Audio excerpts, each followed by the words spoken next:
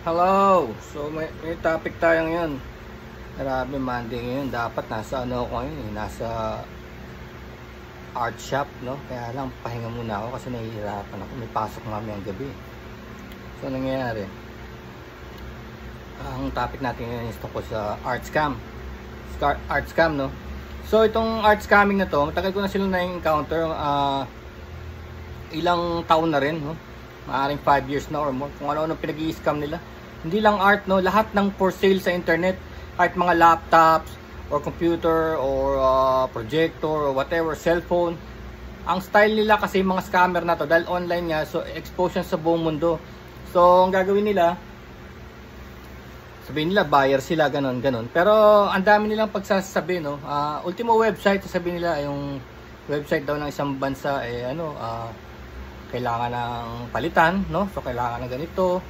Kunwari, kilala nila yung presidente ng ganyan. Tapos titignan mo yung website, gumagana naman, no? Sabi niya, palitan natin, ganyan. Ganito halaga. Pero para $200,000, ganyan. Pero para daw makuha yung kontrata, kailangan daw ng at least $1,000, no? Maliit lang, $1,000. Panlagay-lagay daw, para makuha daw yung kontrata, no? So kunwari, hingin pa yung mga business permit mo, no? Yung DTI, name, ganyan, mga kalokohan nila, no? Paasahin ka. Tawag nga doon, paasa.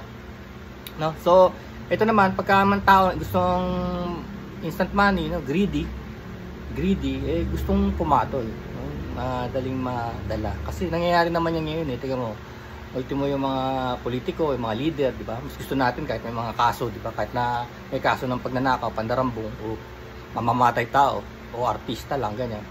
O sa sports, no? Magaling sa sports, singer, ganyan. So pinipili natin yun kaysa yun sa mga karapat-dapat, yung mga nag-aral talaga, may mga background sa paggawa ng batas, mga abogado, gano'n, magandang track record importante, di ba? Hindi natin pinipili yung mga gano'n. Mas gusto nating maniwala sa fake news tsaka sa pambobola, no? Buladas ng pangarap. Ganito, kakaroon ka ng ganito, yayaman ka bigla, hindi mo na kailangan mag-aral, no? Pababa presyo ng bilihin. Ngayon, hindi na nga bumaba, sobra-sobra na ang taas ng presyo ng bilihin, daig pa sa doble, pero naniniwala pa rin tayo sa bola, no? Sa bola pa rin ng mga hinalal natin, pinili ng mga Pilipino.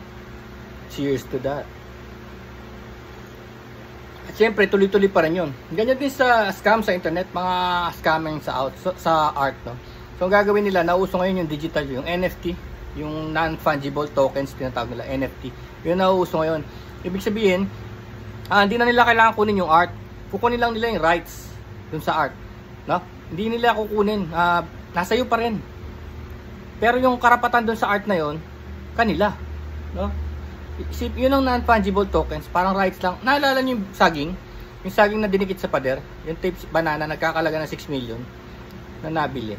Yun, kinukuha lang nila yung rights nun. So pag anytime na lumabas sa pelikula yung tinetape na saging, meron silang magbabayad sila ng rights. Parang yung pagkakasikat lang niya ang ginagawa. So ganun ang ino-offer sa akin doon sa mga art ko.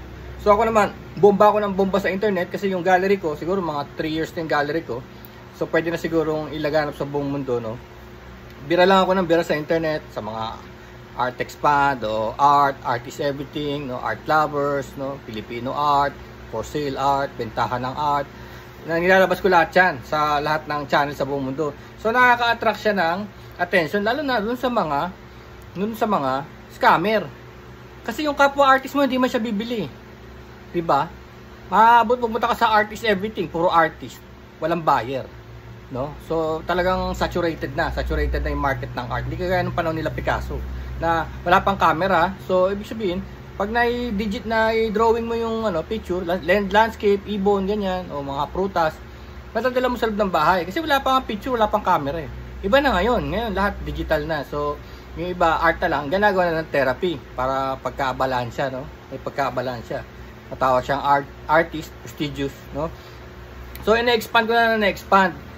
No, kaya tumutulong din ako, napapansin nyo, araw-araw may mga friends akong bagong artist, no? Bagong artist, kasi gusto ko mag-collaborate na nga yung mga artist.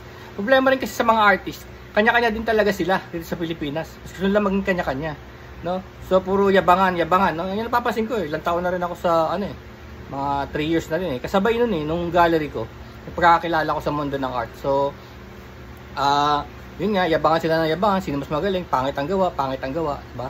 Pero makikita nyo naman, tinape yung saging sa pader, kumita ng 6 million, diba? Pero sila, payabangan ng payabangan, mong suportahan niya, gagamitin ka lang yan, no?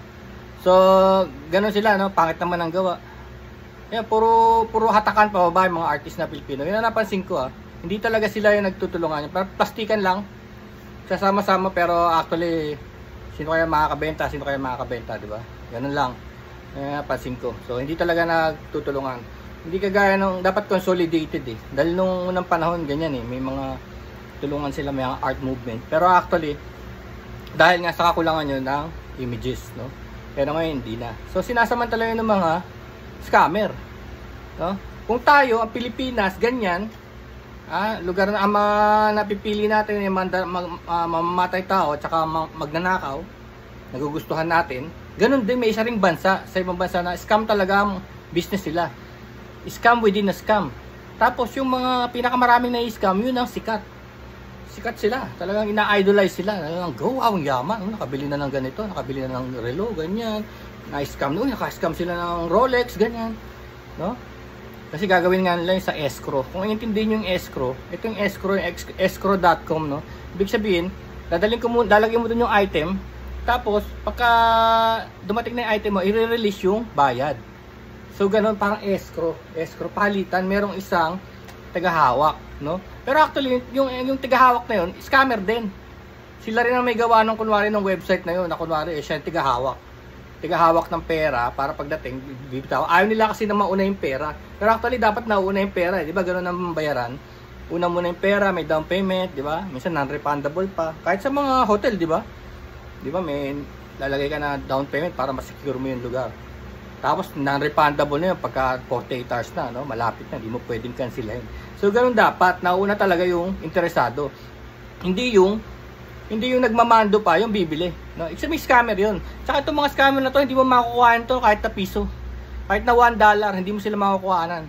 Kasi ibig sabihin nun, hindi sila ganun kagaling na scammer. Di ba sabi ko nga sa'yo, sa bansa na to nagsisimula sa NI, scammer within a scammer. Sila mismo nag-i-scaman sa isa't isa. Ganon. Parang tayo, namimili tayo ng magnanakaw at mamamatay tao, no? Ganon din naman na sa kanila. Scam within a scam. Sa gobyerno, sa mga citizen, ganon. Scam lang na scam. Kasi ang belief nila, ninakawan daw sila ng mga puting tao, no? Yung mga western, ninakawan sila ng unang panahon. Ngayon, binabawi lang daw nila. Isipin mo yung principle na yun. Binabawi lang nila dahan-dahan yung mga ninakaw sa kanilang lupain noong unang panahon. No, isipin mong reasoning yun. Kasi hindi na lang yun. Hindi na lang yung western. Hindi naman tayo western. Asian tayo. Ba't pati tayo niloloko nila, no? So, ibig sabihin, nauso na lang, dahilan na lang nila na ninanakaw nila yung mga, binabawi nila yung ninakaw sa kanila noong unang panahon. No? So, tandaan nyo, yung mga scammer na yan, hindi yan magbibigay ng pera. Kahit magkano. Kahit $1. Alam nyo kung bakit? Mati-trace sila Kasi pwede mo trace back kung sino yung nagbayad Malalaman mo ngayon kung saan bansa. Hindi nga sila nagpapaalam na bansa, nandun sila sa bansang yun. Sa NI. Diba? Hindi sila papaalam doon. Mati-trace sila Kasi ang sasabihin nila, United Kingdom, o Paris, o ganyan, o Amerika. Kasi, gusto nila maging prestiyoso. Kasi ultimo yung profile picture nila, mukhang mayamang, retiradong, Amerikano, Amerikana. Yun ang profile pic nila, yun ang kanilang image na pinamumukha sa mundo. Tapos hindi lang maraming account yung kulokoy, mga kulokoy. Same modus operandi Same na ganon. Ganon din ang style. Papasok naman 2, 3. Iba naman ang pangalan. Let's say Steve Smith or Daisy Cunning, ganyan. Diba? O Robin Williams, kung ano-ano mga names, no, na ginagamit, na kunwari maraming interesado, ganun. Pero actually, same MO yun. Kunwari lahat sila, sabihin nila, hindi mo pala alam yung online, online art business, yung NFT. Ang laki ng kikitain mo rito. Tapos, babanatan ka ngayon, papakita ko sa inyo yung mga inaano, offer. O itong, sa 5 artwork mo, magkano? $7,000? $7,000.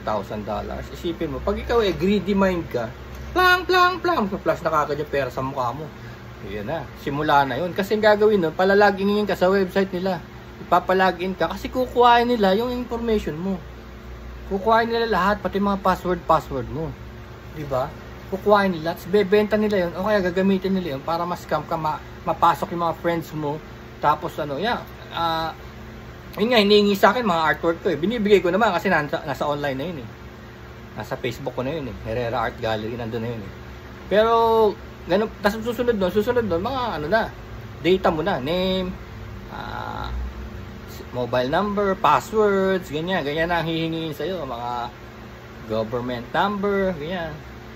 Kaya mag-ingat kayo sa mga ganyan, basta nakapakatuso niyan mga yan sa buong mundo yan, kasi alam nila kahinaan ng tao kahinaan ng tao, swapang talaga, gusto talaga ng madali ang pera, nang walang pinaghihirapan. Gusto nila yun. Kaya kita mo na uso yung fake news. Si fake news, ang laki ng pera, magsisinungaling ka lang, di ba? Tapos pag pinapatawag sa Senado, tingnan mo, meron pang suportado pa ng mga abogado, di ba? Di mo kailangan pumunta dyan, ganyan. Mag-fight tayo sa Supreme Court ng proteksyon, di ba? Ayaw nila magpaliwanag dahil meron silang backer. Kung nag-iisa lang yan, di nila magagawa yan. Di ba? Isipin mo, sisirahin mo yung isang tao nang walang balik. Isipin mo na lang yun. Kasi yung mga fake news talaga namang wala namang basihan. Wala naman silang basihan. Talagang kung ano lang yung kinukumpas ng isang pinakademonyo sa kanila. Sabihin, ganito raw ang sabi. Yung Satanas. Yung Panginoong Satanas natin. Ganito raw ang i-chismis sa tao na yan. Sabihin nyo, ganito siya. Di ba? Sunura naman yung iba. Ay, okay. Di ba? Feeling powerful. So, nangyayari naman yan talaga hanggang ngayon Tignan mo nga, yung mga kabataan ngayon, sadly, mga kabataan, tignan mo, nagtitiktok sila kung ano nung pinagagawa, Makakuha lang ng views, di ba? Yung mga kabuka-buka ka lang, pero tignan mo, 4 million views kagad, Nahihiya silang gawin sa harap ng pamilya nila yun. Pero sa internet, ipopost nila talaga. Para lang makakuha ng views, So, ibig sabihin, internally, sumasaya ka sa sarili mong gimmick, sa ginagawa ng mga electronics ngayon. Pinapasaya ka niya sa peking paraan kasi hindi mo magawa yun sa tunay na buhay sa harap ng magulang mo o sa pamilya mo Nakikita mo yung mga ibang TikTok na nabobulilya, so pagpasok ng magulang hiyang-hiya siya sa pinaggagawa niya, pero hindi niya alam, ipopost na pala niya yun ilang segundo na lang sa internet. Sige mo yung talagang iba na, hindi na nakadikit sa tao yung tunay na buhay, yung reality hindi na. Tapos pinapamukha na hindi mo na kailangan mag-aral dahil kikita ka naman, ganito lang ang gagawin mo. Diba, marami na sumikat na ganyan, dami na yumaman, dahil sa mga ganyang style. So mag-ingat kayo kasi pagkaya na sinimulan nyo yung mga scam na yan, sigurado yan habang buhay nyo dadalhin hanggang sa madisgrasya na kayo. Naalala nyo yung for the views kung ano pinagagawa, papangga, namamatay, ganyan, dinirape, kinikidnap. Kasi nga, diba, kung ano nung pinagagawa, tapos kita mo naman, dami nilang follower na kagaya nila. Kasi hindi mo naman sila ipaparo kung nag-iisip ka, hindi mo sila ipapalo kung nag-iisip ka. Walang sense, walang kakwenta-kwenta ang pinagagawa nila, Tapos sa mo, pang setup pa o kaya AI ang gagamitin. Ay, grabe. Kasi parang wala nang talagang, so maging kayo sa mga scammer, Dadaling kayo sa hukay niya, mga scammer na yan, nakatakin kayo pababa. Ito yung padadala dahil lang sa greed, sa fame, sa fake fame. The number of views nyo, hindi yan papatotoo sa relevance nyo sa mundo, diba? Hindi yan yun. Mararamdaman nyo yun sa tao sa paligid nyo kung talagang importante kayo sa mundo. Hindi dyan sa mga million views nyo, Kayo rin masisira kayo.